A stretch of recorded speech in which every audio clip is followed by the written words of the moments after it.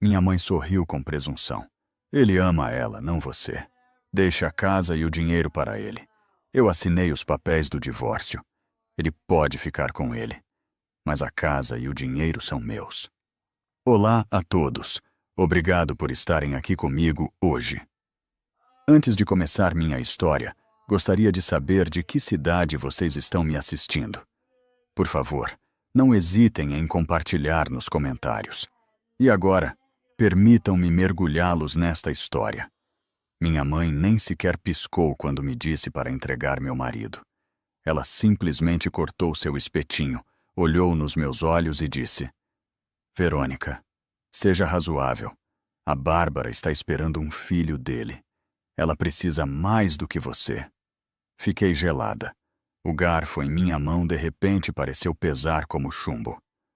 O ar na sala de jantar do chalé dos meus pais na serra, normalmente cheio do aroma das peônias caras da minha mãe, agora cheirava de forma asfixiante a carne grelhada e traição. Percorri a mesa com o olhar. Meu pai olhava fixamente para sua taça de vinho, evitando meus olhos. Minha irmã, Bárbara, resplandecia. Sua mão descansava protetoramente sobre uma barriga apenas incipiente que eu não tinha notado até 10 segundos atrás. E Javier, meu marido há 10 anos, o homem que tinha me beijado ao se despedir naquela mesma manhã e me dito que me amava, segurava a outra mão de Bárbara. Perdão? Sussurrei. Minha voz soava fraca e patética. Era a voz de uma garotinha que costumava pedir desculpas pelo mero fato de existir naquela casa. Javier finalmente olhou para mim. Não havia culpa em seus olhos. Estavam cheios de desafio. Verônica, por favor, não faça uma cena, disse com o tom condescendente que se usa com uma criança histérica. Não queríamos te contar assim, mas não podíamos esconder mais. A Bárbara está de 4 meses. Estamos apaixonados. Senti o sangue fugir do meu rosto. 4 meses. Você tem dormido com a minha irmã há 4 meses ou mais? Bárbara interveio. Ela sorriu com presunção. Um sorriso leve e cruel curvou seus lábios. Um que eu conhecia muito bem. Não importa, Verônica. Os prazos não são relevantes. O que importa é que agora somos uma família de verdade. Algo que, obviamente, você não podia dar a ele. O golpe foi preciso. Um impacto direto em nossos problemas de infertilidade. Anos de testes negativos. Noites em que chorei nos braços de Javier, enquanto ele sussurrava que não importava, que éramos felizes nós dois sozinhos. Tudo tinha sido uma mentira. Olhei para minha mãe. Isabel. Certamente ela estaria furiosa. Certamente ela daria um tapa em Javier e o expulsaria dali.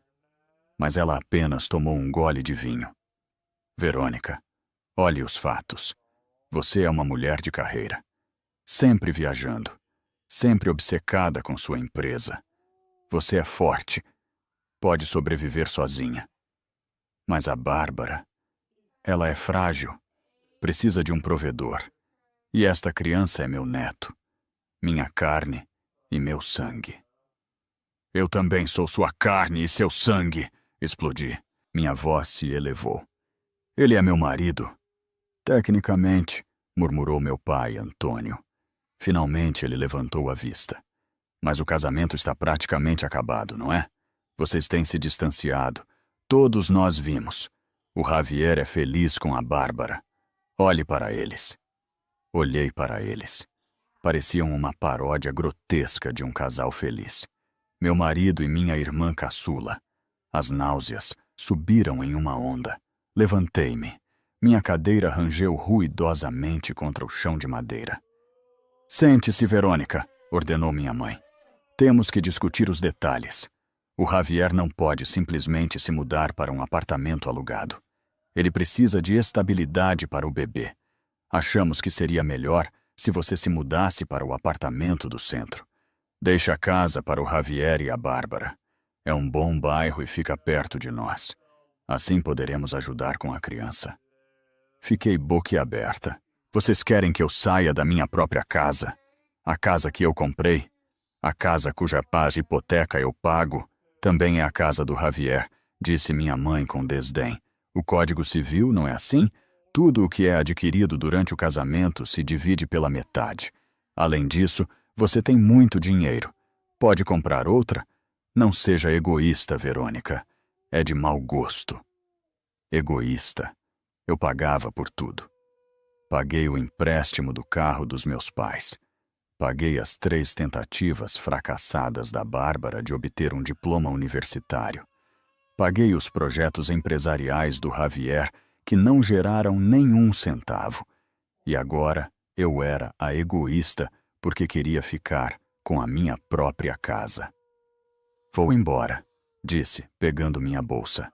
Minhas mãos tremiam tanto que mal conseguia segurar a alça. Se você sair por essa porta, disse Javier. Sua voz baixou uma oitava, tentando soar autoritário. Demonstrará por que estou te deixando. Você é fria, se importa mais com seus bens do que com uma vida humana. Eu me importo com a lealdade, gritei. O som retumbou nas paredes. Eu me importo que meu marido durma com minha irmã. Psiu, sibilou minha mãe. O que os vizinhos vão pensar? Olhei para eles pela última vez. Um quadro de monstros. Meus pais, cúmplices da traição. Minha irmã, roubando minha vida. Meu marido, um traidor. Não darei a casa a vocês, disse, minha voz trêmula mais clara. E não darei um divórcio sem lutar. Você vai dar, disse minha mãe com confiança, porque senão perderá esta família para sempre. Seja a irmã mais velha por uma vez. Virei as costas e comecei a correr. Não olhei para trás, para a luz quente da sala de jantar. Só precisava de ar. Precisava sair dali antes de me despedaçar na porta deles. Antes de contar o que fiz depois, quero agradecer por ouvirem. Se estão me vendo de Madrid ou de qualquer outra cidade, me avisem nos comentários. Leio cada um deles. A chuva de Madrid não limpa nada. Simplesmente torna tudo cinza e escorregadio. Cheguei aos tropeços no meu carro, tateando em busca das chaves. Minha visão estava embaçada, não só pela garoa implacável, mas pelas lágrimas quentes e furiosas que queimavam minhas bochechas. Entrei no santuário dos bancos de couro do meu carro, o carro que eu comprei, lembrei-me amargamente, e tranquei as portas. Por um momento fiquei sentada, ofegante. Minhas mãos apertavam o volante com tanta força que meus nós dos dedos ficaram brancos. Liguei o motor e saí em disparada, deixando para trás a casa onde havia passado toda a minha vida tentando ser suficiente. Não sabia para onde ia. Apenas dirigia. Entrei na M30. Os limpadores de para-brisa marcavam um ritmo frenético no vidro. Minha mente girava, buscando uma escapatória na realidade. Talvez fosse uma piada doente e retorcida. Talvez eu acordasse na minha cama ao lado de Javier, e ele estaria quente e cheirando ao seu sabonete de cedro. E eu contaria a ele este pesadelo, e ele riria e me abraçaria. Mas então, a imagem da mão de Bárbara sobre sua barriga apareceu em minha mente. A presunção. A absoluta falta de vergonha. Não era um pesadelo, era minha vida. Dirigi sem rumo durante 1 hora. As luzes da cidade se difundiam em longas riscas de néon. Finalmente, estacionei em um mirante com vista para o rio Manzanares. Estava completamente escuro. A água não era visível, exceto pelos reflexos da cidade. Desliguei o motor e deixei que o silêncio me esmagasse. Como? Como ele pôde? Repassei mentalmente os últimos 4 meses. As noites tardias que Javier passava em reuniões de negócios, os fins de semana que ia ajudar seus pais com as obras. Não estava na casa dos pais dele. Estava na casa dos meus. Estava com ela. Estavam todos mancomunados. Cada vez que eu ia ao jantar de domingo, riam de mim pelas minhas costas. Olhavam para mim, para a mulher tola que trabalhava 80 horas por semana para financiar o estilo de vida deles, e zombavam da minha ignorância. Gritei. Foi um som cru e primitivo que rasgou minha garganta. Soquei o volante até minhas palmas doerem. Gritei pelos 10 anos que havia desperdiçado. Gritei pelo bebê que não podia ter e pelo que ela carregava dentro. Logo começou a negociação. A patética e desesperada negociação de uma mulher em choque. Talvez possamos consertar, sussurrou uma vozinha traiçoeira na minha cabeça. Talvez se eu aceitar um casamento aberto. Talvez se eu ajudar a criar o bebê. Não. Olhei para o banco do passageiro. No porta-copos havia um recibo amassado. Peguei-o. Era de uma joalheria. De 2 semanas atrás. Uma pulseira de berloques. Eu não tinha uma pulseira de berloques. Bárbara tinha. Lembrei-me de ter visto uma nova corrente de prata em seu pulso durante o jantar. Ele tinha comprado joias para ela com o meu dinheiro. O amor começou a se solidificar em algo mais frio. Lembrei-me de seus votos, na riqueza e na pobreza. Definitivamente, ele adorava a parte da riqueza.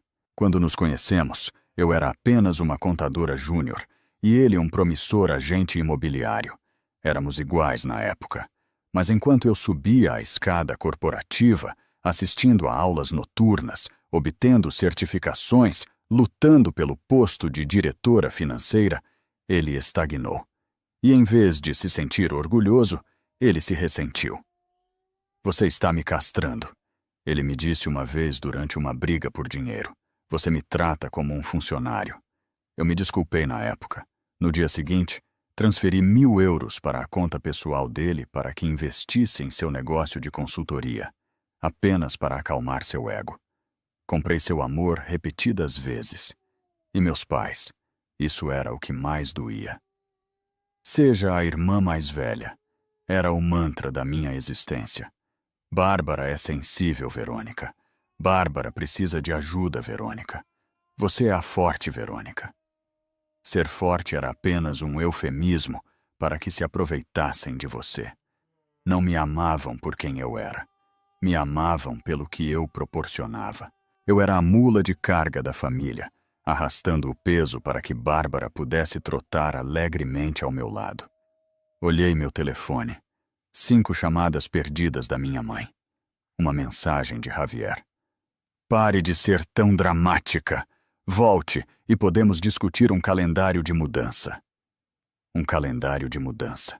Já estava planejando como organizar os móveis dele em sua nova vida. Não respondi. Voltei a ligar o carro. As lágrimas haviam cessado. Meus olhos estavam secos e ardiam. E uma dor oca no peito que eu sabia que permaneceria lá por muito tempo. Mas quando saí do estacionamento, a negação tinha ido embora. A realidade era uma pedra fria e dura no meu estômago. Queriam uma guerra. Queriam minha casa. Queriam meu dinheiro. Pensavam que eu cederia porque sempre o tinha feito. Pensavam que eu era fraca porque era gentil. Dirigi para casa, para a minha casa, não para fazer as malas, mas para assegurar o perímetro. Não ia para um apartamento no centro. Ia dormir na minha própria cama, embora cheirasse a ele. Amanhã não seria uma filha nem uma esposa. Amanhã seria uma diretora financeira. Ia auditar toda a existência deles. Para entender por que não virei a mesa e queimei a casa naquele mesmo instante, vocês têm que entender a hierarquia da família Serrano. Eu fui a primogênita, saudável e robusta. Bárbara nasceu 8 anos depois, prematura e doentia. Desde o momento em que chegou, em uma incubadora, respirando superficialmente, ela se tornou o sol e eu a sombra. Começou com coisas pequenas. Silêncio, Verônica. A menina está dormindo. Dê esse brinquedo para a Bárbara. Ela está chorando. Você não precisa de sapatos novos, Verônica. A Bárbara precisa de palmilhas ortopédicas. Aprendi cedo que minhas necessidades eram secundárias. Meu papel era facilitar a felicidade de Bárbara. Lembro-me do meu aniversário de 16 anos. Havia economizado dinheiro todo o verão, trabalhando de babá e cortando grama para comprar um carro, um velho Seat Ibiza. Meu pai tinha prometido dobrar minhas economias se eu tirasse nota máxima em tudo. Eu fiz. Apresentei com orgulho meu boletim e um pote cheio de dinheiro. Meu pai olhou o pote, depois para minha mãe. Verônica, querida, começou minha mãe com aquela voz suave e compassiva. Temos uma situação. A Bárbara precisa de um aparelho, dos caros, e o acampamento de dança é em breve. Realmente não podemos nos permitir o dinheiro agora. Mas vocês prometeram, disse, minha voz tremendo. Não seja egoísta, retrucou meu pai. Sua irmã tem problemas de autoestima. O aparelho é uma necessidade médica. Você pode pegar o ônibus, vai forjar o caráter. Então peguei o ônibus. Bárbara teve seu aparelho e seu acampamento de dança. Deixou o acampamento 2 dias depois, porque era muito difícil. E o dinheiro se perdeu. Nunca recebi o dinheiro prometido. Comprei esse Seat Ibiza por conta própria 2 anos depois. Esse foi o padrão. Eu trabalhava. Bárbara recebia. O pior incidente, o que deveria ter me alertado do que ela era capaz, ocorreu na minha formatura. Eu tinha comprado um lindo vestido verde esmeralda. Tinha feito turnos duplos em uma cafeteria para poder pagá-lo. Pendurado no meu armário, envolto em plástico, um símbolo de uma noite em que eu seria bonita e especial. 2 dias antes da formatura, cheguei em casa e encontrei Bárbara, que então tinha 10 anos, no meu quarto. Ela vestia meu vestido. Arrastava-se pelo chão. E tinha pego uma tesoura e cortado a bainha porque ficava muito longo para ela. Dava voltas, brincando de ser uma princesa. O que você está fazendo? Gritei. Ela tropeçou. A tesoura fez um longo rasgo bem no corpete. Comecei a chorar. Literalmente. Desabei no chão e solucei. Minha mãe entrou correndo. Quando viu o vestido arruinado e a cara culpada de Bárbara, não a repreendeu. Virou-se para mim. Verônica, você não deveria ter deixado onde ela pudesse pegar? Ela é só uma criança. Queria ser como a irmã mais velha. Ela o destruiu! Gritei. Não posso usá-lo. Podemos colocar um alfinete de segurança, disse minha mãe com desdém. Pare de reagir assim. Está fazendo a Bárbara chorar. E lá estava. Bárbara chorava lágrimas de crocodilo falsas. E, de repente, eu era a vilã. Fui à minha formatura com um vestido emprestado que não me servia bem. Deram um sorvete para Bárbara para acalmar seu trauma pelos meus gritos. Essa dinâmica nos seguiu até a idade adulta. Fui para a universidade com uma bolsa e pedi empréstimos. Bárbara foi com o dinheiro dos meus pais. Largou. Foi para uma escola de estética. Largou. E depois foi se encontrar na Europa durante um ano, financiado por um cartão de crédito que meu pai finalmente me pediu para ajudar a pagar, porque os juros estão nos matando, Verônica. E você tem um trabalho tão bom agora. Eu paguei. Essa é a doença de ser o filho sombra. Você acha que se pagar o suficiente, se solucionar problemas suficientes, talvez finalmente olhem para você com a mesma adoração com que olham para a criança de ouro? Pensei que podia comprar o amor deles. Quando apresentei Javier à família, pensei que finalmente tinha alguém no meu time. Ele viu como me tratavam. Seus pais são loucos, me disse depois da nossa primeira véspera de Ano Novo, vendo Bárbara abrir uma montanha de presentes, enquanto eu recebia um calendário e um par de meias. Eu cuidarei de você, Verônica. Comigo você nunca será a segunda opção. Agarrei-me a essas palavras.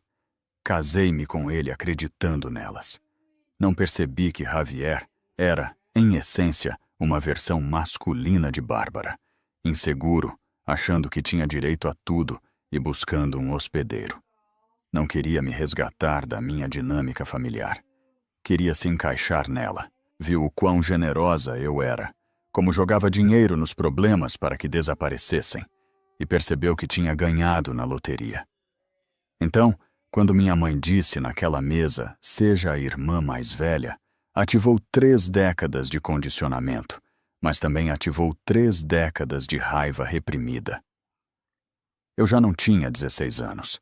Não dependia deles para ter um teto ou amor. Eu era uma diretora financeira, geria milhões de euros, demitia pessoas incompetentes por trabalho.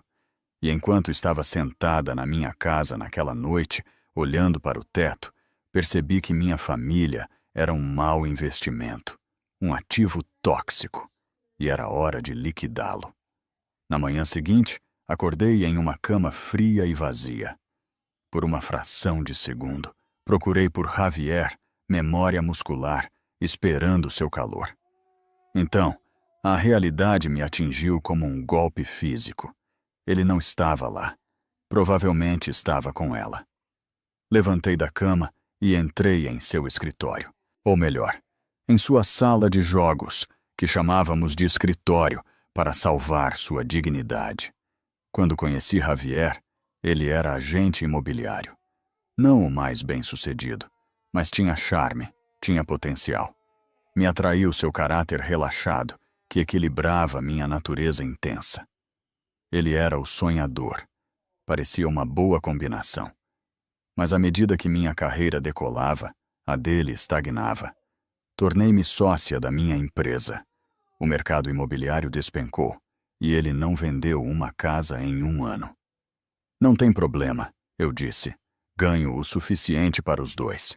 Tire um tempo, descubra o que você quer fazer. Esse foi meu erro. Dei-lhe um colchão e ele decidiu tirar uma soneca de 5 anos. Reinventou-se como consultor de negócios.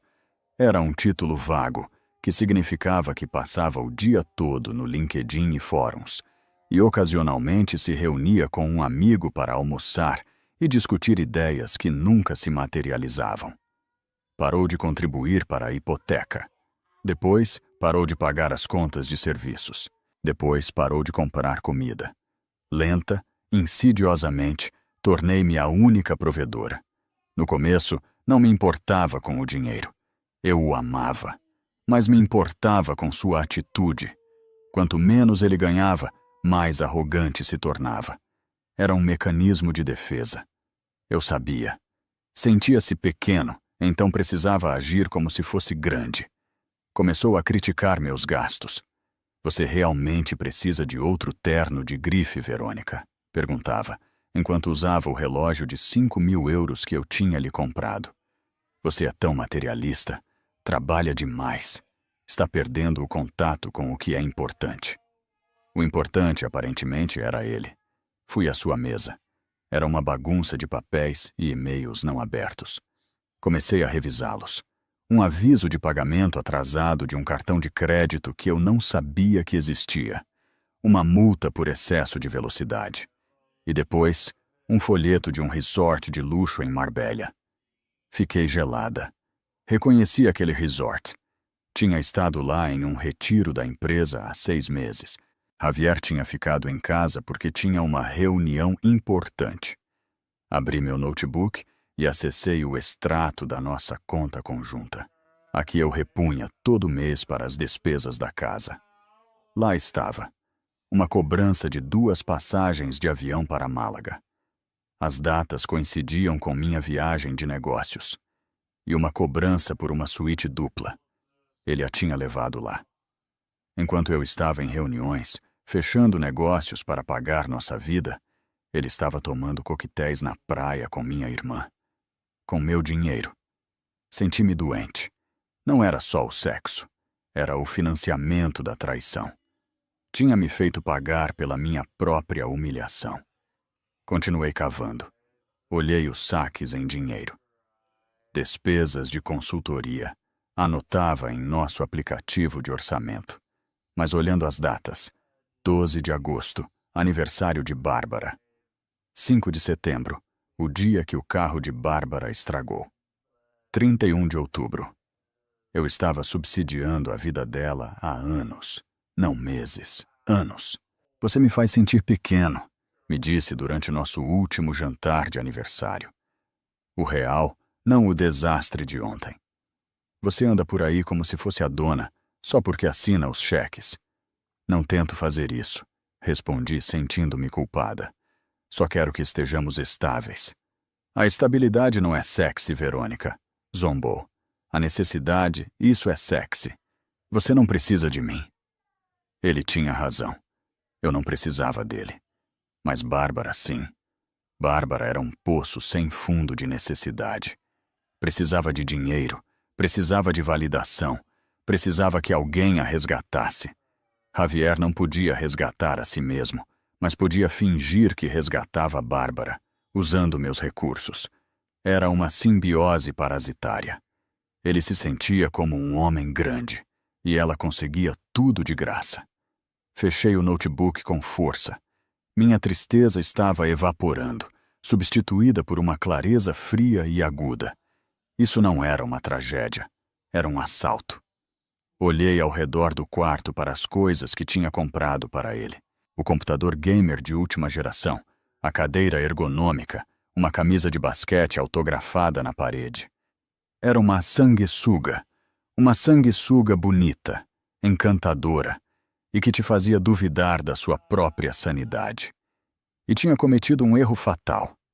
Pensou que porque eu era generosa, eu era estúpida. Pensou que porque eu o amava, não revisaria as contas. Mas sou uma diretora financeira. Eu reviso tudo. Ouvi a porta da frente abrir lá embaixo. Passos pesados. Ele estava aqui. Respirei fundo. Arrumei o cabelo e me levantei. A esposa chorosa tinha ido embora. A auditora estava presente. Javier entrou na casa como se fosse o dono. Não parecia arrependido, parecia incomodado, como um homem que foi interrompido por um recado tedioso. Carregava uma pilha de caixas de papelão planas debaixo do braço. Verônica, disse ao me ver no topo da escada, que bom que você está aqui. Temos que acelerar isso. Desci lentamente as escadas. Minha mão deslizou pelo corrimão que eu mesma tinha lixado e envernizado há 3 anos. Acelerar o quê, exatamente? A transição, disse, jogando as caixas no hall de entrada. A Bárbara está muito hormonal. Fica nervosa. O bebê sente o estresse, sabe? Precisamos nos instalar aqui até o fim de semana para que ela possa começar a preparar o quarto do bebê. Parei no último degrau, olhando-o nos olhos. Você não vai preparar um quarto de bebê na minha casa, Javier. Ele revirou os olhos. Lá vamos nós. Eu disse para sua mãe que você seria difícil. Olha, Verônica, sejamos adultos. Esta casa tem 4 quartos. É grande demais para uma pessoa.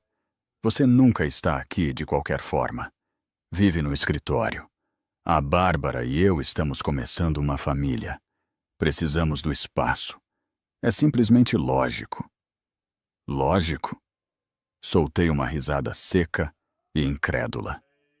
Lógico seria você se mudar para um apartamento que possa pagar, que, segundo meus cálculos, é uma caixa de papelão debaixo de uma ponte. Seu rosto escureceu. O charme evaporou, revelando a malícia que havia por baixo. Não comece com o dinheiro. O maldito dinheiro. É tudo o que você tem, não é? O dinheiro. Acha que isso te faz melhor que ninguém? Ele paga a hipoteca, disse com calma, coisa que você não fez em 5 anos. Eu contribuí de outras maneiras, gritou, seu rosto ficando vermelho. Gerenciei a casa, cuidei das coisas, te dei apoio emocional. Você dormiu com a minha irmã? Repliquei. Isso é apoio emocional? Dormi com ela porque ela me aprecia. Aproximou-se, tentando usar sua altura para me intimidar. Costumava funcionar. Hoje não. Ela me olha como um homem, não como uma conta bancária. Você me afastou, Verônica. Você era fria. Estava distante. Você era, para efeitos práticos, estéril. A palavra ficou suspensa no ar. Estéril. Ele sabia o quanto doía. Sabia das injeções de FIV, dos hormônios, da devastação de cada resultado negativo. Usou minha dor como uma arma para justificar sua traição. Eu estava tentando te dar um filho. Sussurrei, minha voz quebrando ligeiramente apesar dos meus esforços. Submeti meu corpo a um inferno. Sim, bom, não funcionou, disse cruelmente. E com a Bárbara, foi natural, fácil. Talvez seja um sinal, Verônica. Talvez não estivéssemos destinados a ter filhos. Talvez a natureza soubesse que você não seria uma boa mãe. Senti que um tapa teria doído menos, mas não bati nele. Só o olhei, memorizando aquele momento. Era o fechamento que eu precisava. Não restava amor aqui. Só podridão que precisava ser extirpada. Recolha suas coisas, disse. Minha voz tornou-se gélida. Seus efeitos pessoais, roupas, artigos de higiene. Você não leva os eletrônicos. Não leva os móveis. E definitivamente não leva o carro. Nem ferrando, bufou. São bens comuns. Falei com um amigo advogado. Metade de tudo é meu, incluindo esta casa. Minhas economias para a aposentadoria. Bom, as suas, já que estamos casados. Ele sorriu com presunção. Então você pode fazer isso por bem. Coloque a casa no meu nome como parte do acordo, e não irei atrás do seu fundo de pensão. Ou podemos ir a julgamento, e levarei metade das suas preciosas ações da empresa também. Você escolhe. Ele pensou que me tinha em xeque-mate. Pensou que conhecia a lei. Empacote sua roupa, Javier. Repeti. Você tem 1 hora antes que eu troque as fechaduras. Você não pode trocar as fechaduras. É o domicílio familiar. De fato, disse consultando meu relógio. Sim, eu posso. Mas vá em frente. Chame a polícia. Estarei encantada de explicar a eles por que meu marido está tentando mudar sua amante grávida, que é minha irmã, para a minha casa. Ele me olhou, percebendo que eu não ia ceder. Pegou as caixas e subiu correndo as escadas. Ouvi como batia gavetas, jogava coisas. Fui para a cozinha e me servi um copo de água. Minhas mãos estavam firmes agora. Tinha acabado de admitir sua estratégia. Chantagem. Queria trocar minhas economias de aposentadoria pela casa. Queria me depenar para construir um ninho para a Bárbara. Não sabia nada da SL. Não sabia que a casa tecnicamente não estava no meu nome, nem no dele. Não sabia que o carro era um leasing da empresa. Ele estava jogando damas. Eu estava jogando xadrez em 4D. 20 minutos depois, eu o vi arrastando 3 malas escada abaixo. Também tinha pego o PlayStation. Deixei que levasse. Era um pequeno preço a pagar para tê-lo fora. Você ouvirá do meu advogado, cuspiu ao sair. Não pense que venceu.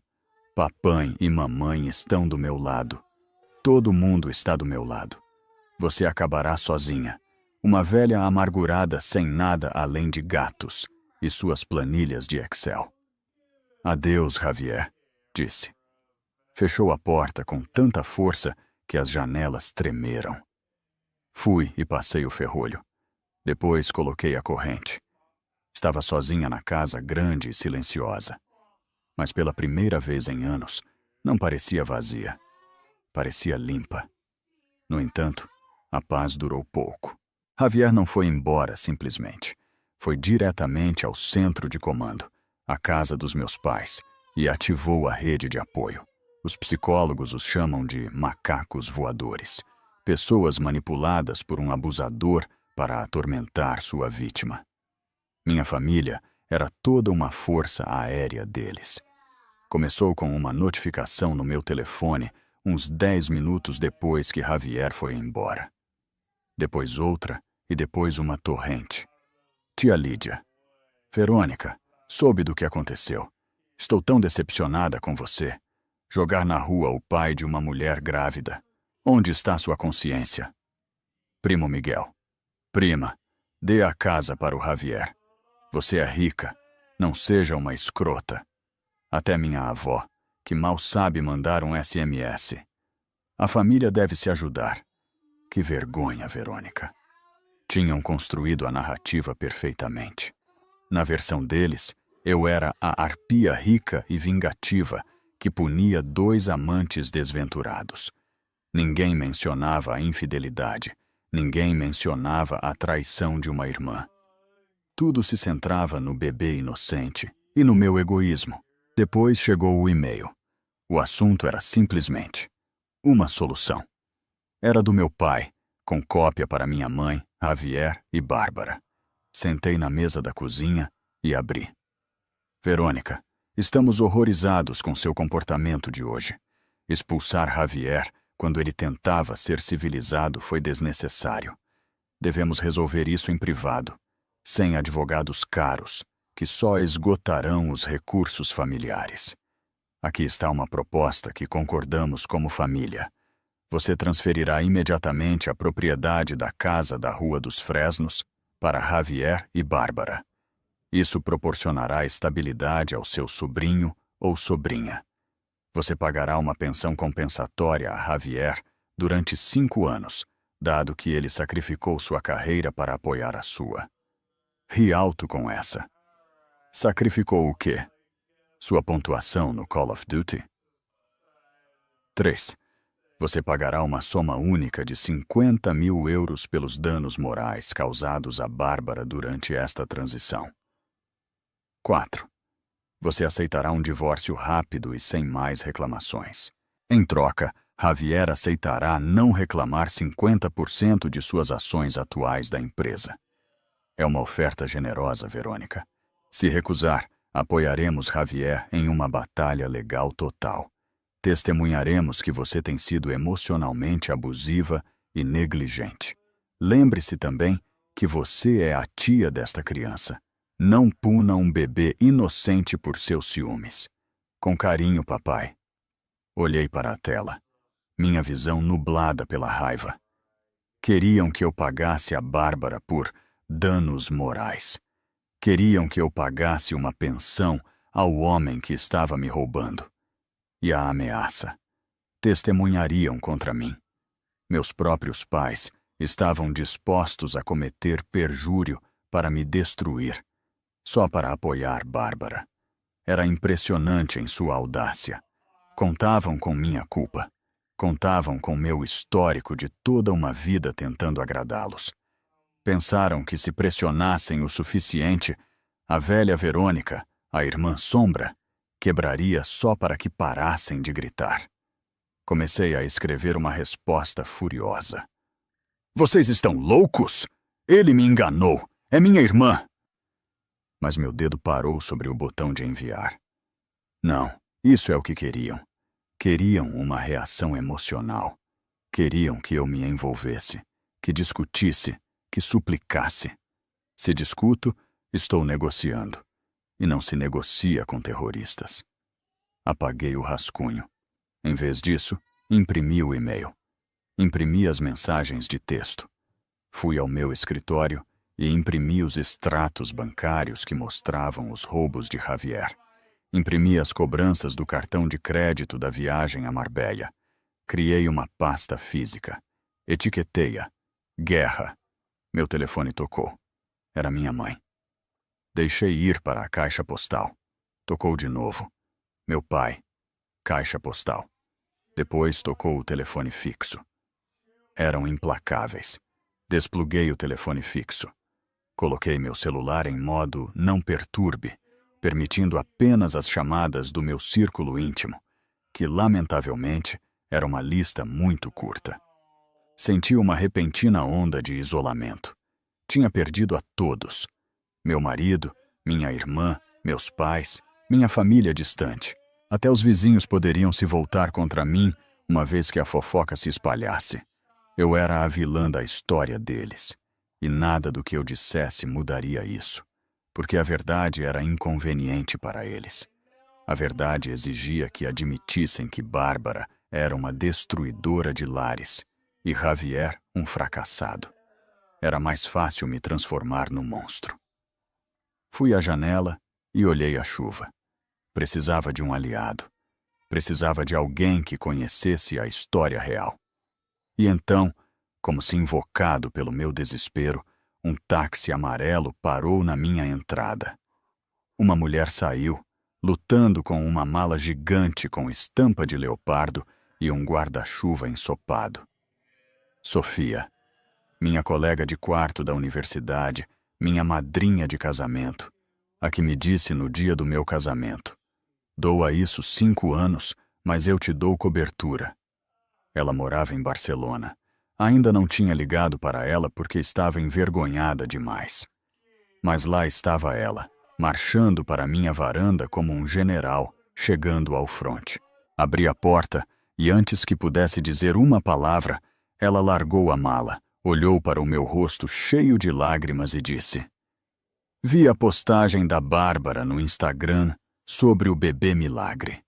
Estou aqui para te ajudar a enterrar o corpo. Metaforicamente. Ou literalmente, eu trouxe uma pá." Comecei a chorar, mas desta vez eram lágrimas de alívio. Sofia não me abraçou com delicadeza. Me abraçou com ferocidade, como se estivesse tentando manter unidos meus pedaços quebrados por pura força de vontade. Me arrastou para a sala de estar, tirou os sapatos e abriu a garrafa de vinho que eu estava guardando para uma ocasião especial. "Isto é uma ocasião especial", declarou, servindo 2 taças enormes. "Este é o dia em que você finalmente acordou." Sentamos no chão e contei tudo a ela.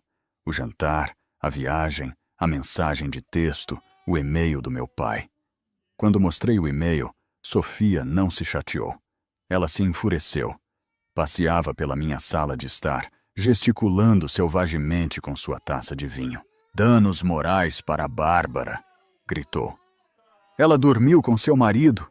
O único dano que deveria sentir é a vergonha de ser uma pessoa horrível. E seus pais? Verônica, levo 20 anos te dizendo que eles são tóxicos, mas isso é uma traição de proporções bíblicas. Disseram que testemunhariam contra mim", disse em voz baixa. "Disseram que sou abusiva." "Que façam isso", disse Sofia, ajoelhando-se na minha frente e me segurando pelos ombros. "Escute-me, Verônica. Olhe para mim. Você não é a vítima aqui. Você é o banco. E eles estão aterrorizados." "Aterrorizados?", solucei. "Parecem bastante seguros de si mesmos." "É uma farsa", disse Sofia. "Pense nisso. Javier não tem emprego. Bárbara não tem emprego. Seus pais estão aposentados e vivem com uma pensão fixa, mais as esmolas que você dá. Se você fecha a torneira do dinheiro, eles morrem de fome. Estão te atacando porque precisam que você quebre antes que perceba que você tem todas as cartas." Ela tinha razão. Estava tão focada na ferida emocional que não estava vendo o panorama estratégico. "Ele quer a casa", disse. "Acha que são bens comuns." "E são?", perguntou Sofia. Ela sabia que eu era meticulosa com as finanças. "Verônica, por favor, diga que não colocou aquele perdedor na escritura." Sorri fracamente. "Comprei a casa antes do casamento. Está em nome de uma SL Verônica Holdings, SL. Fiz isso por proteção de responsabilidade civil pelo meu trabalho." Os olhos de Sofia se arregalaram. "O pacto antenupcial? Por favor, diga que o fez assinar." "Eu fiz", disse. "Meu chefe da época insistiu. Javier assinou sem ler, porque queria demonstrar que não se importava com o dinheiro. Mas não olhei para ele em 10 anos. Não lembro dos detalhes." "Pois vamos encontrá-lo", ordenou Sofia. "Esta noite encontraremos cada pedaço de papel. Construiremos uma fortaleza. E amanhã lançaremos um ataque nuclear." Passamos as 4 horas seguintes revirando meu escritório. Encontramos o pacto antenupcial, separação de bens, em um cofre no fundo de um armário. Encontramos as declarações de imposto de renda. Encontramos os extratos dos cartões de crédito que eu tinha impresso antes. Enquanto trabalhávamos, Sofia me trazia constantemente de volta à realidade. Ele te disse que você era estéril? Perguntou, revisando recibos. Verônica, você não me disse uma vez que Javier se recusou a fazer os exames? Parei. Sim, disse que os meninos dele estavam bem. Não quis ir ao urologista. Disse que o problema era, obviamente, eu, pelo meu estresse. Claro, bufou Sofia. Ou talvez o problema seja ele. E a Bárbara engravidou do instrutor da academia e estão empurrando para o Javier porque ele tem uma esposa rica. Fiquei gelada. A ideia nem tinha passado pela minha cabeça. Bárbara não faria isso. Javier não seria tão estúpido. Javier é exatamente tão estúpido assim, disse Sofia. E Bárbara é exatamente tão manipuladora assim. Temos que adicionar um teste de paternidade à sua lista de exigências. Às 3 da manhã, tínhamos uma montanha de provas. As despesas de consultoria, que na verdade eram presentes para a Bárbara. A cronologia da aventura baseada na geolocalização dos cartões de crédito. O pacto antenupcial, que ao reler, tinha uma cláusula demolidora sobre a infidelidade. Olhei para a pilha de papéis. Era feia. Era uma crônica da minha estupidez e da ganância deles. Mas também era munição. Sabe o que tem que fazer, verdade? Disse Sofia, servindo o último gole do vinho. Você não pode simplesmente se divorciar dele. Tem que aniquilá-los. Se lhes der 1 centímetro, levarão tudo. Tem que se tornar uma rocha cinza, sem emoções. Só a lei. Eu sei, disse. A dor tinha desaparecido completamente, substituída por uma determinação fria. Preciso de um tubarão, não de um advogado de família. Um tubarão? Diana Herrero, disse Sofia. Cuidou do divórcio da minha prima. Ela toma maridos infiéis no café da manhã. Conseguirei uma consulta para as 9 da manhã. Olhei meu telefone. Outra mensagem do meu pai. Estamos esperando sua resposta, Verônica. Não nos faça ir aí. Desta vez escrevi uma resposta. Responderei através da minha advogada. Não me contatem mais, ou apresentarei uma ordem de restrição. Apertei enviar. Depois bloqueei o número. Bom, disse Sofia. Agora dormir. Amanhã vamos à guerra. Deitei no sofá, incapaz de voltar para a cama que Javier havia profanado. Fechei os olhos, mas não dormi. Visualizei o plano. Queriam uma vilã. Tudo bem, eu seria uma vilã. Seria o pior pesadelo que pudessem imaginar. Uma mulher que conhecia seu valor e que tinha os recibos para provar. O escritório de Diana Herrero era de vidro e aço, situado no 40º andar de um arranha-céu na zona das 4 torres. Gritava caro, que era exatamente o que eu precisava. A própria Diana era uma mulher de uns 50 anos, com um corte de cabelo bobe afiado e olhos que pareciam capazes de atravessar a porta de um cofre com um laser. Escutou minha história sem interromper, tomando notas em um bloco. Sofia sentou ao meu lado, assentindo para me dar ânimo. Quando terminei, Diana tomou um gole de água e olhou para a pilha de documentos que eu tinha trazido. Bem, disse. Sua voz era tranquila e autoritária. Vejamos os danos. Primeiro, pegou o pacto antenupcial. Folheou-o. Suas sobrancelhas arquearam ligeiramente. Quem redigiu isso? Meu antigo advogado da empresa, disse. É válido? É hermético, disse Diana.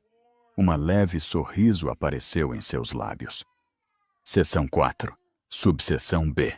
Em caso de infidelidade provada, a parte culpada perde todo o direito a qualquer aumento do patrimônio conjugal e renuncia a todo o direito à pensão compensatória. E veja esta definição de infidelidade. Inclui infidelidades emocionais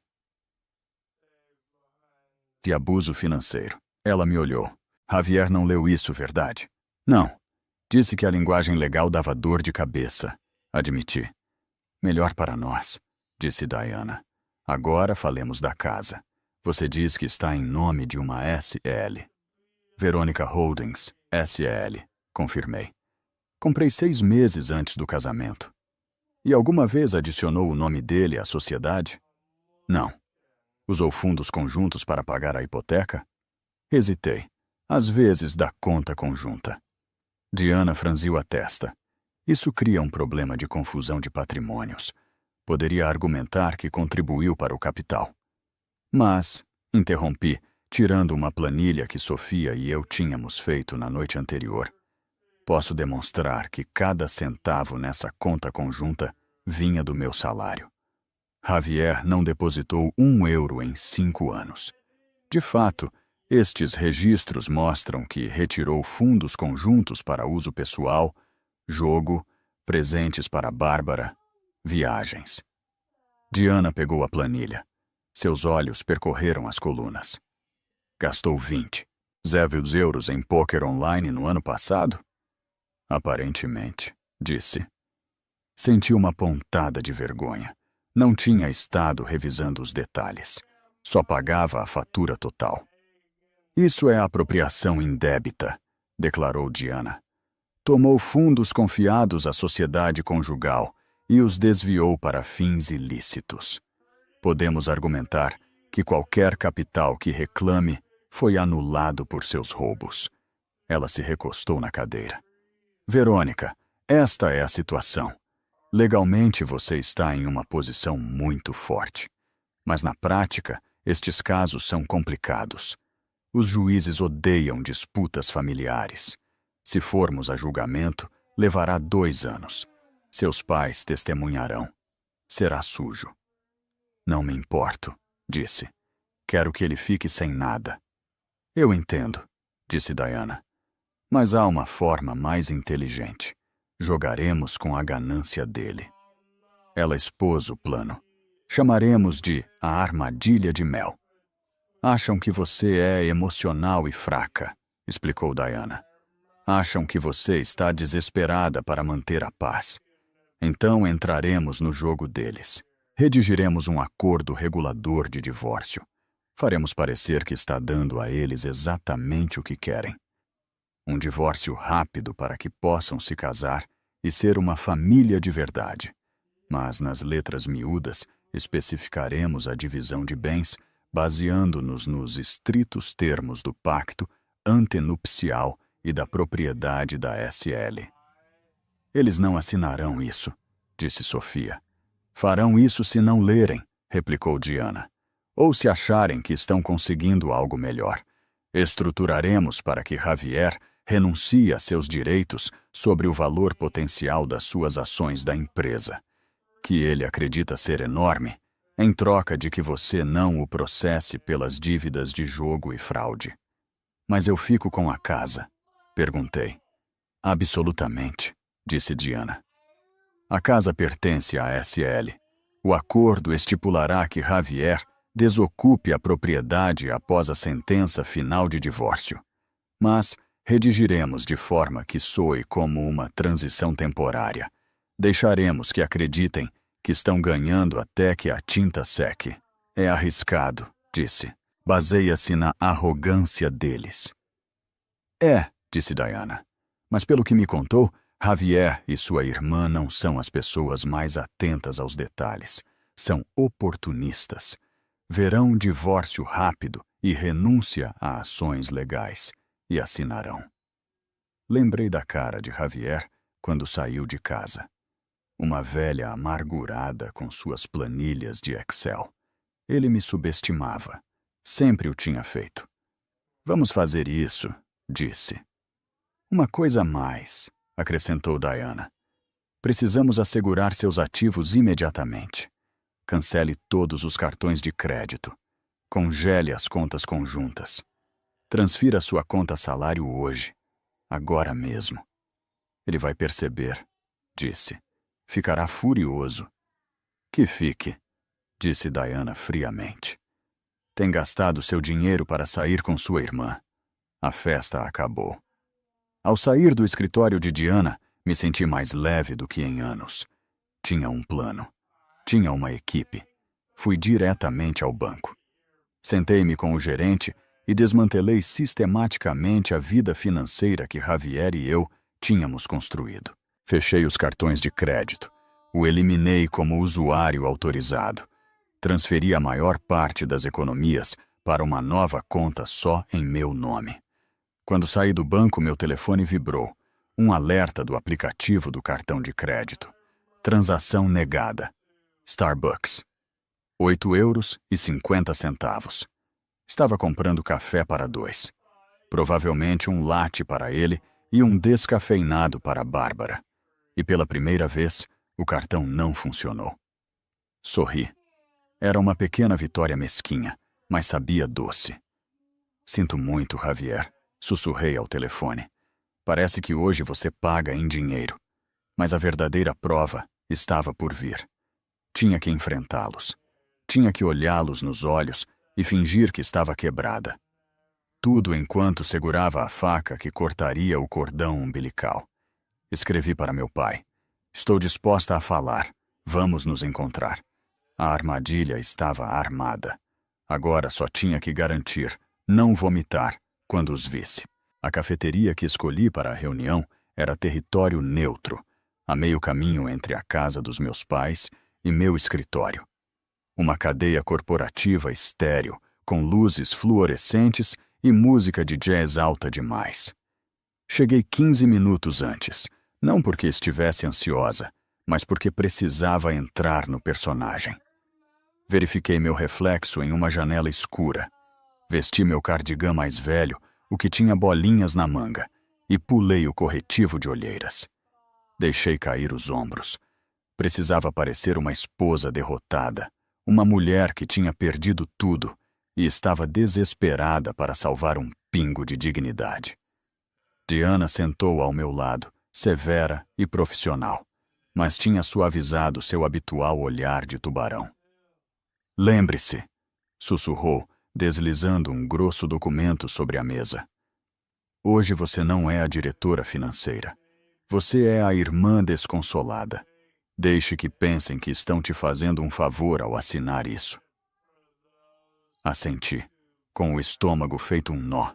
Já não era medo, era antecipação. Era a sensação de ver uma montanha-russa subir lentamente até o topo. Javier e meu pai chegaram juntos. Javier parecia cansado, mas satisfeito. Usava uma jaqueta que lhe comprei há 3 natais. Meu pai caminhava com aquela rigidez de pessoa justa que usava quando sentia que era autoridade moral na sala. Sentaram-se sem apertar a mão. Javier não me olhava nos olhos. Verônica, começou meu pai, sua voz retumbando ligeiramente. Fico feliz que tenha recuperado o juízo. Não queremos uma guerra. Só queremos o melhor para a criança. Eu sei, papai, disse, deixando minha voz tremer um pouco. Olhei para minhas mãos, brincando com a aliança de casamento que ainda usava para dar efeito. Tenho pensado muito no que a mamãe disse sobre ser a irmã mais velha. Javier levantou a vista. Interessado. Então você aceita os termos? Diana interveio suavemente. Verônica concorda que uma batalha legal prolongada seria prejudicial para a saúde de todos. Está disposta a conceder um divórcio imediato. Também está disposta a renunciar ao seu direito de processar você, Javier, pelas irregularidades contábeis que descobrimos. Javier estremeceu. Irregularidades? Eu te disse, eram despesas de consultoria. Que seja, continuou Diana com um gesto da mão. Verônica está disposta a deixar passar, em prol de seguir em frente. Olhei para Javier invocando toda a tristeza de que era capaz. Não quero brigar com você, Javier. Eu te amei. Se Bárbara é quem você quer, se ela pode te dar a família que eu não pude. Fiz uma pausa, secando uma lágrima falsa. Então não ficarei no seu caminho. Meu pai exalou. Seus ombros relaxaram. Boa garota. Verônica. Sabia que tinha coração. No entanto, disse Diana, deslizando o documento para eles, para que isso seja legalmente vinculante e rápido, para que vocês possam se casar com Bárbara antes que o bebê nasça, precisamos assinar um acordo regulador hoje. Concede um divórcio de mútuo acordo. Estabelece que cada parte conserva os ativos que estão em seu nome exclusivo e renuncia às reclamações sobre os rendimentos futuros da outra parte. Javier franziu a testa, olhando a grossa pilha de papéis. E a casa? A carta dizia que eu ficava com a casa. O acordo estabelece que você manterá o direito de residência no endereço da Rua dos Fresnos, disse Diana com cuidado, usando uma linguagem muito específica, e que Verônica desocupará o local.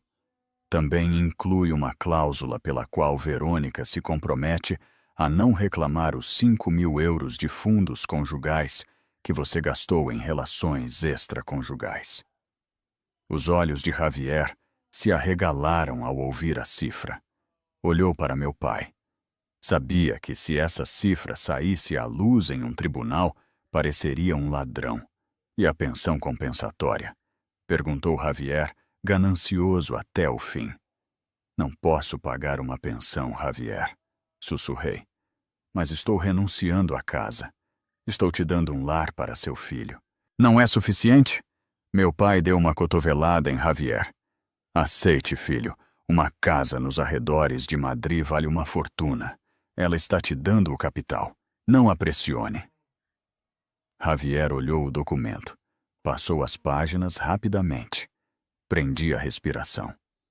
Se ele lesse a seção 12, sobre os direitos de propriedade de terceiros, ou entidades como uma SL, o jogo teria acabado. Mas ele estava folheando. Buscava símbolos de euro e a palavra casa. Parou na página da assinatura. Pegou a caneta. Isso significa que acabou? Perguntou-me olhando. Sem volta atrás. Não reclamará minhas ideias de negócio? Não tocarei nas suas ideias de negócio, Javier, disse. Era uma promessa fácil de fazer, já que ele não tinha nenhuma. E nos deixará em paz? Só quero desaparecer, disse em voz baixa. Sorriu com presunção. A vitória estava em seus olhos. Pensava que tinha me quebrado. Pensava que tinha ganhado a casa, a garota e a liberdade. E tudo enquanto me passava a conta. Neste preciso momento, vendo sua mão suspensa sobre o papel, sei que não há volta atrás. Estou prestes a explodir toda a minha vida para construir uma nova. Meu coração bate contra minhas costelas. Não de pena, mas da adrenalina da matança. Se ainda estão ouvindo esta história, por favor me ajudem dando um curtir neste vídeo e comentando o número 1. Isso me fará saber que são incríveis e que estão comigo nesta jornada. Agora, vejamos o que acontece quando a tinta toca o papel. Javier assinou. O som da caneta arranhando o papel foi alto na silenciosa cafeteria. Ras, ras. O som de um homem assinando sua própria sentença de morte. Meu pai assinou como testemunha. Radiante, como se estivesse rubricando um tratado de paz que punha fim a uma guerra que ele havia começado. Aí tem, disse papai, tampando a caneta e deslizando os documentos de volta para Diana. Não foi tão difícil, foi? Agora todos podemos seguir em frente. Sim, disse, levantando-me. Minhas pernas pareciam gelatina, mas as obriguei a se sustentar. Irei buscar o resto das minhas coisas neste fim de semana. Pode pegar as chaves na segunda-feira, disse Javier, já pegando seu telefone. Provavelmente para dar a boa notícia à Bárbara. Certifique-se de deixar a máquina de lavar e a secadora. A Bárbara precisará lavar muita roupa de bebê. Assenti, mordendo o interior da bochecha com tanta força que senti o gosto de sangue. Claro, a máquina de lavar e a secadora ficam. Saí da cafeteria com Diana, mantendo minha postura curvada até dobrarmos a esquina e estarmos a salvo. No momento em que estivemos fora de vista, endireitei as costas e respirei fundo o ar úmido de Madrid. Conseguimos? Perguntei a Diana, minha voz firme. Diana levantou a pasta. Um sorriso malicioso se estendeu por seu rosto. Conseguimos. Ele renunciou a qualquer litígio futuro. Renunciou à pensão. E o mais importante, assinou uma admissão de que todos os ativos em poder de entidades legais de terceiros estão excluídos do patrimônio conjugal. Ele acredita que a casa é um ativo conjugal, disse. Uma bolha de riso histérico subindo pela minha garganta. Acreditava, corrigiu Diana. Legalmente, ele acaba de aceitar que a Verônica Holdings S.L. é uma entidade de terceiros e que não tem nenhum direito sobre ela. Acaba de despejar a si mesmo. O fim de semana foi um borrão de atuação surreal. Voltei para a casa, minha casa, e fiz as malas. Mas não empacotei tudo. Empacotei minhas roupas, minhas joias, meus documentos pessoais e os itens que só tinham valor sentimental para mim. Meus pais vieram no domingo para supervisionar, para garantir que eu não roubasse nada que pertencesse ao bebê. Bárbara estava lá, sentada no meu sofá, comendo meus petiscos, dizendo a Javier onde pendurar um quadro novo e feio que tinha comprado. Verônica, chamou Bárbara enquanto eu fechava uma caixa de livros. Deixe o aspirador Dyson. O bom. Minhas costas doem. Não posso com os pesados. Olhei para ela. Resplandecia com o triunfo da criança de ouro que finalmente havia ganhado o grande prêmio. Tinha conseguido meu marido, minha casa e meu futuro. Ou era isso que ela pensava? Claro, Bárbara, disse. E a cafeteira, acrescentou. Javier diz que você faz um café excelente. Preciso aprender. Fique com ela. Minha mãe entrou no quarto, balançando a cabeça. Vê, Verônica, como é bom dar, não é? Você tem tanto. É justo compartilhar com os menos afortunados. Aclara as coisas, disse. Bom, não faça essa cara amarga, me repreendeu mamãe. Agora você é uma mulher livre. Pode focar na sua carreira. É o que sempre quis, não é? Não é verdade? Sem um marido para cozinhar, sem filhos para se preocupar, só você e seu dinheiro. O desprezo em sua voz quando disse dinheiro era palpável, mas estava de pé na casa que meu dinheiro comprou, vestindo um suéter que meu dinheiro pagou. Sim, mamãe, disse, levantando a última caixa. Só eu e meu dinheiro. Fui até a porta. Javier estava lá, segurando as chaves que eu deveria entregar. Sem ressentimentos, Verônica, disse, oferecendo-me uma mão que me recusei a apertar. Idealmente, podemos continuar sendo amigos pelo bem da família. Amigos, repeti, olhando-o diretamente nos olhos. Adeus, Javier. Desfrute da casa. De verdade, mergulhe nela. Estendi um jogo de chaves. Eram as chaves velhas. Já tinha chamado um chaveiro para segunda-feira de manhã, 1 hora depois que a ordem de despejo fosse entregue. Mas ele não precisava saber disso ainda. Caminhei até meu carro, um carro alugado, porque tinha escondido meu carro da empresa em uma garagem que Diana me recomendou. Afastei-me, observando-os pelo retrovisor. Meus pais acenando. Javier e Bárbara se beijando na porta. A imagem perfeita de uma família feliz. Dirigi 2 quarteirões, parei e vomitei em alguns arbustos. A atuação tinha terminado.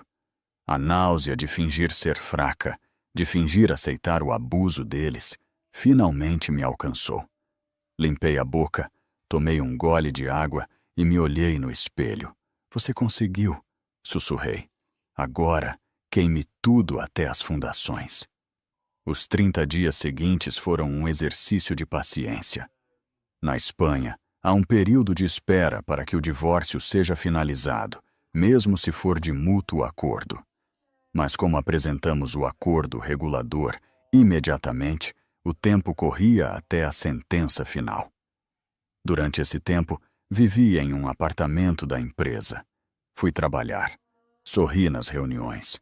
Ignorei as postagens que Bárbara punha nas redes sociais.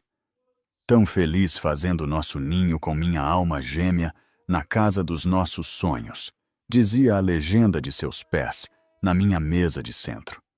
O quarto do bebê em andamento, com uma foto de Javier pintando meu antigo quarto de hóspedes de um azul berrante. Cada foto era uma prova que eu guardava, por via das dúvidas. Mas a arma real eram os papéis que Diana tinha apresentado. Deixem-me explicar exatamente como funcionou a armadilha. Porque se vocês são mulheres com patrimônio, precisam saber disso. Há 10 anos, meu mentor me disse: Verônica, nunca possua nada em seu nome se puder evitar. Ponha em uma SL. Te protege das demandas e da vida. Assim que a Verônica Holdings, SL, era a proprietária da casa da Rua dos Fresnos. Era a proprietária do carro. Era a proprietária das minhas contas de investimento. Quando me casei com Javier, ele assinou o pacto antenupcial. Era vago, então não o leu. Dizia que qualquer ativo em poder de uma entidade legal separada antes do casamento continuava sendo um bem privado, não importava quem vivesse nele. Mas a beleza absoluta da manobra legal de Diana foi combinar a cláusula de infidelidade com o acordo regulador que Javier acabava de assinar. O acordo dizia: Javier Serrano se compromete a desocupar o domicílio conjugal uma vez que a sentença de divórcio seja final, a menos que se assine um contrato de aluguel separado com o proprietário do imóvel. Javier pensou que ele era o novo proprietário, devido ao acordo verbal e ao meu presente da casa.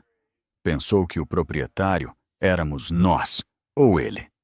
Não entendeu que o proprietário era uma corporação, e uma corporação não tem sentimentos. Uma corporação não tem irmãs. Uma corporação só tem contratos.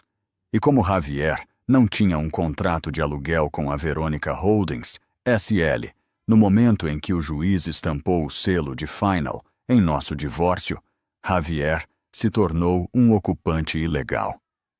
É cruel, disse Sofia uma noite enquanto tomávamos vinho no meu apartamento temporário. É a coisa mais bela e cruel que já vi. Era necessário, disse, olhando as luzes da cidade. Se os tivesse levado a julgamento, um juiz poderia ter dado a casa a ele só para que o bebê tivesse um teto. Os juízes são moles com as crianças. Mas desta maneira, ele renunciou a ela. Aceitou ir embora. Simplesmente não sabia quando. E o dinheiro? Perguntou Sofia. As contas conjuntas estão fechadas, disse. Os cartões de crédito cancelados. Mas deixei uma conta aberta, a que está vinculada aos pagamentos automáticos dos serviços da casa. Por quê? Porque quero que as luzes estejam acesas até o dia do casamento. Sorri. Quero que estejam confortáveis. Quero que se sintam seguros. Você dá medo? Riu Sofia. Sou apenas uma diretora financeira. Encolhi os ombros. Gerencio o risco. No dia 29, o juiz assinou a sentença. Estava oficialmente divorciada. Estava oficialmente solteira. Legalmente, Javier era oficialmente um ocupante ilegal. Diana me ligou. Os papéis estão assinados. A ordem de despejo está preparada. O chaveiro está em espera. Os da mudança estão contratados para levar seus móveis para um depósito. Espere, disse. Não envie os da mudança ainda. Deixe que celebrem seu casamento primeiro. Quer que celebrem a recepção na sua casa, Mr. Perguntou Diana perplexa. Não, disse. A recepção é num salão de banquetes porque são pão duros. Mas voltarão para casa na noite de núpcias. Aí é quando atacaremos. Isso é frio, Verônica. Roubaram meu marido e tentaram roubar meu futuro, disse. O frio é a única temperatura que me resta. Desliguei. Olhei o calendário. Sábado. O casamento era no sábado. Enviei um presente. Não era uma torradeira. Era uma intimação judicial. Obviamente não assisti ao casamento. Mas na era das redes sociais, não precisa estar lá para testemunhar um desastre. Só precisa de uma conta falsa. O casamento de Javier e Bárbara foi um testemunho de seus delírios. Meu primo Miguel, que secretamente estava do meu lado, mas temia a ira da minha mãe, me enviava relatórios em tempo real. Bárbara vai de branco, muito branco, e usa uma tiara. Parece um boneco de bolo derretido. Javier está bêbado, contando a todo mundo como seus investimentos estão se expandindo. Sua mãe está chorando durante o brinde sobre como o verdadeiro amor sempre encontra seu caminho. Acho que vou vomitar. Sentei no meu apartamento vendo as fotos. Lá estavam eles. Meu ex-marido e minha irmã, cortando um bolo que eu sabia que meu pai tinha pago. Pareciam triunfantes. Pareciam como se tivessem se safado. A legenda de Bárbara em sua postagem. Finalmente, senhora Serrano. Tão feliz de começar nossa vida em nosso lar para sempre. Almas gêmeas. Sem arrependimentos. Esse hashtag, sem arrependimentos, foi a gota d'água. Não só estava feliz, ela se regozijava. Queria que eu visse. Queria que eu soubesse que tinha ganhado. Olhei o relógio. Eram 9 da noite. A recepção estava terminando. Logo, voltariam para a Rua dos Fresnos. Liguei para a empresa de segurança privada que Diana tinha contratado. Iniciem a fase 2, disse. Entendido, senhora Serrano. Estamos em posição. O chaveiro tinha terminado. As notificações estavam coladas. Senti uma descarga de adrenalina tão forte que minhas mãos tremiam. Este era o momento. Enquanto eles dançavam sua primeira dança, uma equipe estava trocando todas as fechaduras da minha casa. Enquanto lançavam o buquê, um oficial de justiça colava uma ordem de despejo de cor laranja brilhante na porta principal, na porta dos fundos e na garagem. E enquanto subiam no seu carro de recém-casados, o sedã do meu pai, já que eu tinha levado o carro da empresa, minha equipe de segurança estacionava do outro lado da rua, pronta para fazer cumprir a lei. Imaginei a viagem de carro. Provavelmente estavam rindo. Javier provavelmente afrouxava a gravata, pensando em como carregaria nos braços sua noiva grávida pela soleira da casa, da qual tinha me expulsado. Provavelmente estava pensando em quão esperto ele era, em como tinha vencido o sistema. Não sabia que o sistema tinha sido manipulado contra ele desde o início. Me servi um copo de água com gás. Não precisava de álcool para isso. Queria sentir cada segundo. Feliz dia do seu casamento, Bárbara. Brindei no quarto vazio. Bem-vinda à realidade. Meu telefone vibrou. Era Miguel outra vez. Acabaram de sair. Vão para sua casa. Boa sorte, Verônica. Arrebenta. Peguei meu casaco. Não ia ficar no apartamento. Tinha que ver isso. Dirigi até meu antigo bairro e estacionei a 3 casas da minha, escondida na sombra de um grande carvalho. Observei a rua. Estava tranquila. A chuva tinha cessado, deixando o asfalto escorregadio e negro.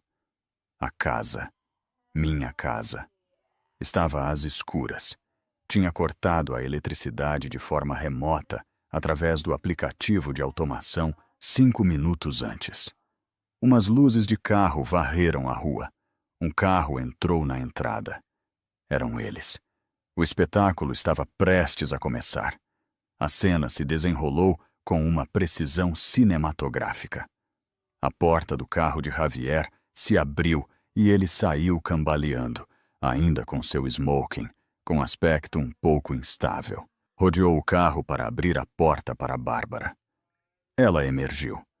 Seu vestido branco se arrastava pelo caminho molhado, segurando a barriga de forma teatral. Caminharam pela trilha até a varanda. Baixei a janela 1 centímetro, o suficiente para ouvir. Por que as luzes estão apagadas? reclamou Bárbara, sua voz aguda no silêncio da noite. Te disse para deixar a luz da varanda acesa. Eu deixei, murmurou Javier. A lâmpada deve ter queimado. Relaxe, querida. Estamos em casa. Buscou em seu bolso as chaves. As chaves que eu dei a ele. As chaves velhas. Meteu a chave na fechadura. Girou-a. Não aconteceu nada. Moveu-a, tirou-a, limpou-a na calça e tentou de novo. Apoiou o ombro na porta. Não cedeu. O que há com você? Esbravejou Bárbara. Abra a maldita porta. Preciso ir ao banheiro. Está emperrada, grunhiu Javier. Deve ser pela umidade. Tentou de novo, girando com mais força. Merda! Gritou Javier, dando um chute na porta. Foi então que os sensores de movimento, que eu tinha ativado remotamente, se acenderam de repente, banhando-os em uma luz branca e cegante. E foi então que viram. O papel de cor laranja brilhante, colado bem na altura dos olhos, uma ordem de despejo e um aviso de invasão de propriedade. Javier o arrancou da porta, estreitando os olhos para ler. O que é isso? Perguntou Bárbara, olhando por cima de seu ombro. Diz que estamos invadindo a propriedade, gaguejou Javier.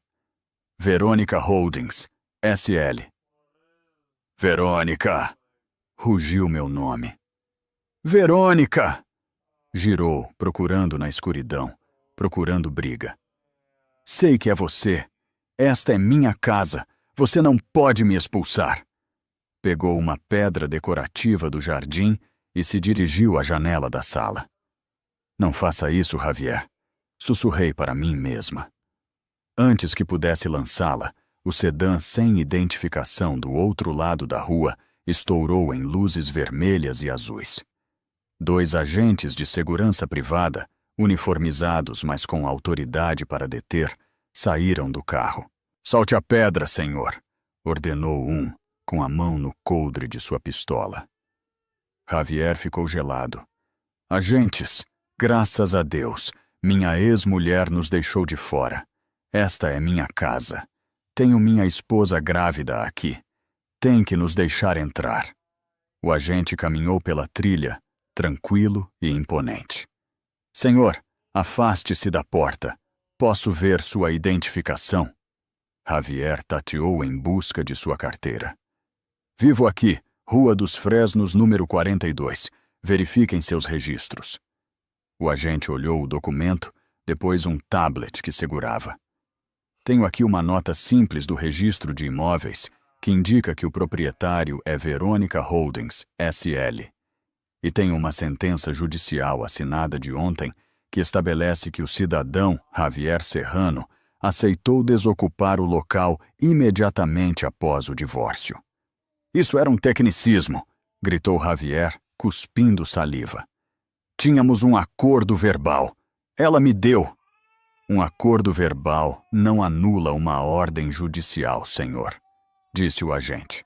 E como já não é residente e acabou de tentar quebrar uma janela, atualmente está cometendo um crime de invasão de propriedade.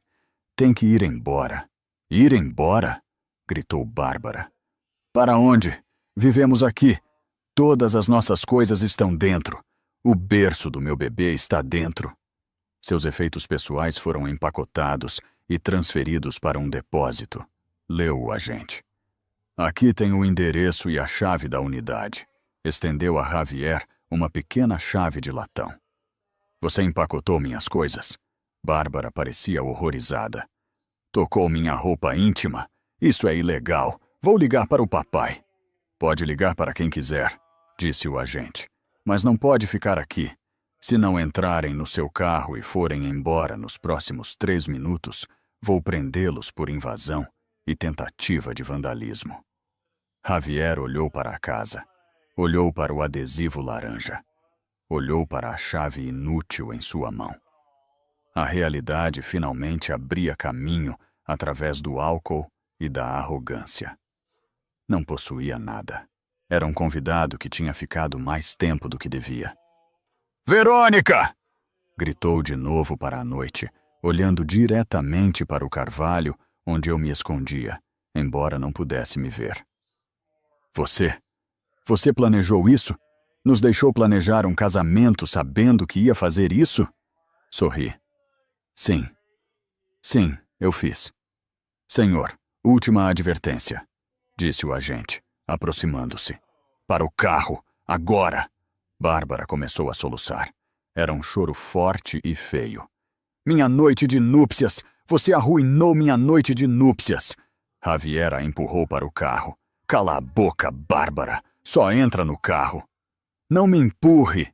Gritou ela de volta. É sua culpa! Disse que tinha tudo controlado. Disse que ela era uma idiota. Ela me enganou! Gritavam um com o outro enquanto voltavam para o sedã do meu pai. Javier bateu a porta com força, deu ré e saiu em alta velocidade, os pneus cantando sobre o asfalto molhado. Os agentes os viram ir embora, depois apagaram as luzes e voltaram ao seu posto. O silêncio voltou à Rua dos Fresnos. Recostei-me no meu assento. Meu coração batia com força, mas minha alma cantava. Não tinha um lar em sua noite de núpcias, mas ainda não tinha terminado. A casa era apenas o refúgio. Agora, tinha que tirar a comida deles. A fase seguinte do meu plano baseava-se no fato de que Javier e Bárbara eram criaturas de hábitos e de direitos adquiridos. Sabia exatamente para onde iriam. Só havia um hotel de luxo na cidade que considerariam digno deles, o Ritz. Dirigi até lá, mantendo uma distância segura, e de fato, o carro do meu pai estava estacionado na entrada. Javier entrava furioso no saguão. Bárbara o seguia. Seu vestido branco agora estava manchado de lama pelo seu ataque de birra na entrada da garagem. Estacionei e entrei no saguão, detendo-me junto a uma grande palmeira onde podia ver a recepção. Javier bateu a mão no balcão de mármore. Preciso de uma suíte, a presidencial, se a tiverem. Minha casa. Tivemos uma emergência com os encanamentos, mentindo até o fim. O recepcionista digitou algo. Claro, senhor, temos a suíte disponível. Serão 600 euros por noite. Mais impostos. Poderia me dar seu cartão de crédito para a garantia? Javier sacou seu cartão preto, o que costumava estar vinculado aos meus bônus da empresa, o que eu tinha cancelado às 9h01 daquela mesma manhã. Passou. O recepcionista franziu a testa. Sinto muito, senhor. Este cartão foi negado. Tente de novo, esbravejou Javier. É um cartão premium. Não tem limite. O sistema indica que o cartão foi cancelado por roubo, disse, sua voz um decibel mais baixa. Roubo? Javier ficou vermelho. Aqui, tente este. Estendeu o cartão conjunto. Denegado. Javier começou a suar. Apalpou os bolsos. Sacou um cartão de débito. O dele pessoal. O vinculado à conta onde guardava seu dinheiro de consultoria. Este funciona, disse com confiança. O recepcionista passou. Esperou. Levantou a vista. Havia pena em seus olhos. Senhor, não há fundos suficientes na conta. O quê? Gritou Javier. Havia 3.500 euros aí ontem. Eu sabia. Mas lembram da dívida de jogo? A que eu tinha deixado de pagar. O cassino tinha um embargo. No momento em que a proteção da conta conjunta foi eliminada pela sentença de divórcio, os credores caíram em cima e embargaram sua conta pessoal. Diana os tinha avisado. Bárbara se aproximou, limpando o rímel borrado. Só usa meu cartão, Javier. Pelo amor de Deus. Buscou em sua bolsa e sacou um cartão. Era um cartão suplementar de uma das minhas contas. Senhora, este cartão também é inválido, disse o recepcionista. O silêncio no saguão era ensurdecedor. As pessoas olhavam. A noiva com o vestido sujo e o noivo sem dinheiro. Temos dinheiro vivo, gaguejou Javier. Abriu a carteira. Tinha talvez 300 euros. Nem sequer o suficiente para um motel na periferia, muito menos para o Ritz. Preciso fazer uma ligação, disse Javier, com a voz trêmula. Sacou seu telefone. Discou meu número. Vi como meu telefone se iluminava na minha bolsa. Deixei tocar. Discou para meus pais. Papai, ouvi sua voz quebrando. Ela nos expulsou, bloqueou os cartões. Estamos no Ritz. Não podemos pagar. Não temos para onde ir. Não ouvi a resposta do meu pai, mas vi como a cara de Javier se contorcia. O que quer dizer com que não pode vir? Sim, sei que é tarde, mas a Bárbara está grávida. Ok, vamos para aí. Desligou e olhou para a Bárbara. Seu pai diz que podemos dormir no sofá-cama do escritório dele. Num sofá-cama? Gritou Bárbara. Sou uma noiva. Estou grávida. Não posso dormir num sofá-cama. Bom, não podemos dormir aqui, gritou Javier de volta, perdendo o controle. Não temos dinheiro, Bárbara. Ela levou tudo, levou até o último centavo. Você disse que tinha seu próprio dinheiro, acusou Bárbara, empurrando-o. Disse que era um magnata. Eu estava gastando o dinheiro dela, confessou Javier, sua voz ressoando sob os tetos altos. Tudo era o dinheiro dela. Está feliz agora? O recepcionista pigarreou. Senhora, vou ter que pedir que se retirem. Estão incomodando os outros hóspedes. Saíram do hotel. A caminhada da vergonha, para acabar com todas as caminhadas da vergonha. Sem suíte de luxo, sem champanhe, só uma viagem fria de volta ao chalé dos meus pais, para dormir num sofá-cama irregular, em um quarto que cheirava a jornais velhos. Aproximei-me do bar do saguão do hotel. Champanhe, disse ao barman. A taça mais cara que tiver. Celebrando algo? Perguntou. A liberdade, disse. E a justiça? Segunda-feira de manhã.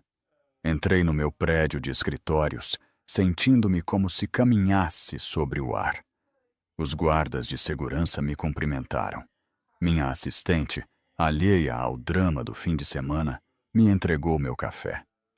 Tem uma agenda apertada, disse, e sua família está no saguão. Exigem vê-la. Envie-os para a sala de reuniões B, disse com calma, e chame a Diana. Diga a ela para trazer a pasta. Ah, e peça ao Sr. Henderson do departamento legal que se junte a nós. Retoquei a maquiagem. Delineador afiado, batom vermelho, traje de poder. Já não era Verônica a vítima. Era a dona da minha vida. Entrei na sala de reuniões B. Estavam todos ali. Minha mãe, com aspecto demacrado. Meu pai, furioso. Javier, com a mesma roupa de ontem, com aspecto de não ter se lavado. Bárbara, chorando em silêncio num canto. Monstro! Gritou minha mãe assim que entrei. Como você pôde, na noite de núpcias deles? Sentei-me à cabeceira da mesa. Por favor, sentem-se. Temos assuntos a discutir. Assuntos? Javier golpeou a mesa. Você roubou minha casa. Roubou meu dinheiro. Recuperei minha propriedade, corrigi, e parei de subsidiar sua fraude. Vamos te processar, gritou meu pai. Contaremos a todo mundo o que você fez. Contar a eles o quê? Perguntei. Que despejei meu ex-marido de uma casa que não era dele? Que parei de pagar os caprichos da minha irmã adulta? Vão em frente, mas antes de fazer isso, deveriam ver isto. Diana entrou. Atrás dela, nosso advogado da empresa. Deixou uma grossa pilha de papéis sobre a mesa. Isto, disse, apontando a pilha, é uma auditoria financeira dos últimos 5 anos. Javier, você desviou mais de 100 mil euros das nossas contas conjuntas para jogos de azar e presentes não autorizados. Isso é um crime penal. Javier ficou pálido. E olhei para Bárbara. Aqui estão os recibos de joias, viagens, roupa, tudo pago com dinheiro roubado. Aos olhos da lei, isso te torna cúmplice de fraude. Receptação de bens roubados. Bárbara parou de chorar. Eu não sabia. A ignorância não é uma defesa, disse Diana bruscamente. Agora, continuei, levantando-me. Aqui está minha oferta. Não apresentarei acusações criminais contra Javier. Não processarei Bárbara pela restituição de ativos. Não processarei vocês, mamãe e papai, pelo dinheiro que emprestei ao longo dos anos e que esqueceram de devolver. Meus pais se encolheram em seus assentos. Em troca, disse, assinarão um acordo de confidencialidade. Nunca voltarão a me contatar. Nunca virão ao meu escritório. Nunca virão à minha casa. E você, apontei para Javier, reconhecerá que a dívida que tem com o cassino e com a Receita é só sua. Receita? Gritou Javier. Ah, sim, sorri. Apresentei uma declaração de cônjuge inocente esta manhã. A Receita sabe que você não declarou esses rendimentos do jogo. Entrarão em contato com você. Javier afundou a cabeça entre as mãos. Estava acabado. Você está nos destruindo, sussurrou minha mãe. Somos sua família. Não, disse. Minha voz era dura como aço. Vocês eram parasitas. Eu era o hospedeiro. Simplesmente estou me curando da infecção. E o bebê? Gemeu Bárbara. Seu sobrinho. Precisa de um lar. Olhei para Bárbara. Olhei para a barriga dela. E joguei minha última carta, a que tinha estado guardando. Sobre esse bebê, disse, tirando uma última folha da pasta. Javier, lembra quando tentávamos a FV? Você se recusou a fazer o teste de fertilidade. Javier levantou a vista confuso. E o quê? Pedi ao médico que fizesse o teste com a amostra que você deu para o kit caseiro que tentamos primeiro. Encontrei os resultados na sua mesa. Você os tinha escondido. Deslizei o papel para ele. Você tem uma condição genética, Javier. A zoospermia. Você tem uma contagem de esperma 0. Você é estéril. O quarto ficou em silêncio absoluto. Podia-se ouvir o zumbido do ar-condicionado. Javier olhou o papel. Depois, olhou para Bárbara. A cor desapareceu do rosto de Bárbara. Parecia um fantasma. Bárbara. A voz de Javier era um sussurro perigoso. Bárbara, de quem é este bebê? Eu, gaguejou Bárbara. Esse teste está errado. Verônica falsificou. É da clínica, Javier, disse. Ligue para eles. Javier levantou-se. A compreensão o atingia. Tinha explodido sua vida pelos ares, perdido sua esposa rica, perdido a casa e se endividado por um bebê que não era dele. Quem é ele? Rugiu Javier agarrando Bárbara pelo braço. Foi só uma vez, gritou Bárbara. Com o instrutor da academia, não significou nada. Precisava que você se casasse comigo.